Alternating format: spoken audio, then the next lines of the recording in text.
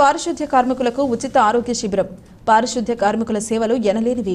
MLA Julakanti Brahmareddy స్వచ్ఛతా హీ సేవ కార్యక్రమంలో భాగంగా సోమవారం మాచెర్ల ప్రభుత్వ ఆసుపత్రిలో పట్టణ పరిధిలోని పారిశుద్ధ్య కార్మికులకు ఉచిత ఆరోగ్య వైద్య శిబిరాన్ని నిర్వహించారు.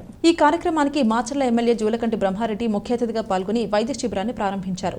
ఈ సందర్భంగా ఎమ్మెల్యే జూలకంటి మాట్లాడుతూ దైనందిన జీవితంలో పారిశుద్ధ్య కార్మికులు చేస్తున్న సేవలు ఎనలేనివని ఎమ్మెల్యే బ్రహ్మారెడ్డి అన్నారు. కరోనా మహమ్మారి సమయంలో పారిశుద్ధ్య కార్మికులు, డాక్టర్ల సేవలు మరువలేనివని అన్నారు. పరిసరాలను పరిశుభ్రంగా ఉంచడంలో పారిశుద్ధ్య కార్మికుల కృషి అమోఘమని అన్నారు.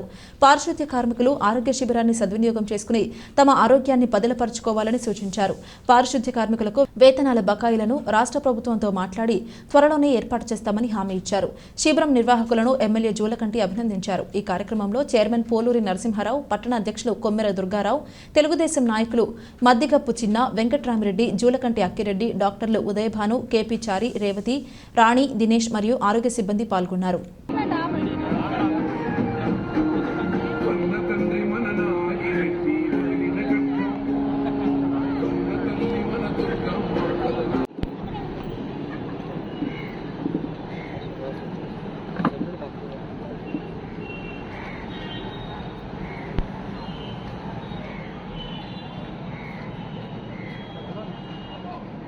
అక్కడ మా 15 రోజుల మరి పారిశుద్ధ్య కార్మికుల ప్రాధాన్యత పాత్ర ప్రముఖమైంది ఈరోజు అంటువ్యాధుల్ని నివారించడంలో. దురదృష్టం పాపం పారిశుద్ధ్య కార్మికులకు జీతాలు కూడా లేని పరిస్థితి. మీ అందరికీ కూడా పారిశుద్ధ్య కార్మికులందరికీ కూడా ఈ సందర్భంగా చెప్తాను, వీలైనంత త్వరలో మీ జీతం బకాయిలు కూడా మరి రాష్ట్ర ప్రభుత్వం ఏర్పాటు చేస్తుందని చెప్తాను. ఆ రోజు కోవిడ్ మహమ్మారి సమయంలో కూడా డాక్టర్లు, పారిశుద్ధ్య కార్మికులు, మెడికల్ సిబ్బంది వీళ్ళు చేసిన త్యాగం కూడా మనం మర్చిపోకూడదు. ఎందుకంటే ఒక అంటువ్యాధి దొరికితే ప్రాణానికే ప్రమాదం అని చెప్పి తెలిసినప్పటికీ కూడా మున్సిపల్ చైర్మన్ గారిని వేదిక రావటం చూస్తారు. అయినప్పటికీ కూడా మరి ప్రాణాలకి చెగించి ఆ రోజు ధైర్యంగా సేవాభావంతో మరి పారిశుద్ధ్య కార్మికులు కానీ, డాక్టర్లు కానీ సమాజానికి చేసిన సేవ, వాళ్ళని ఆదరించండి, గౌరవించండి.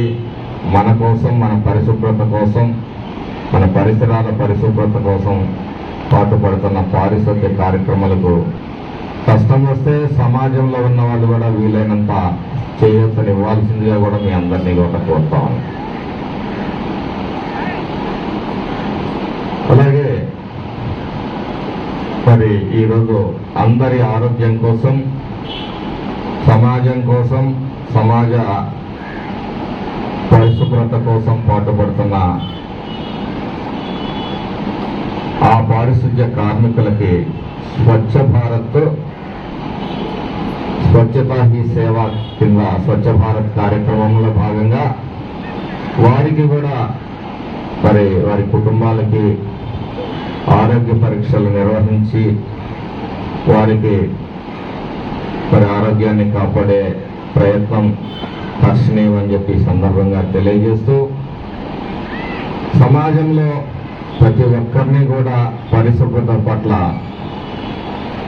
చైతన్యవంతుల్ని చేయాలని చెప్పేసి కోరుతూ, మరి అవకాశం ఇచ్చిన మీ అందరికీ కూడా పేరు పేరున ధన్యవాదాలు తెలియజేస్తూ,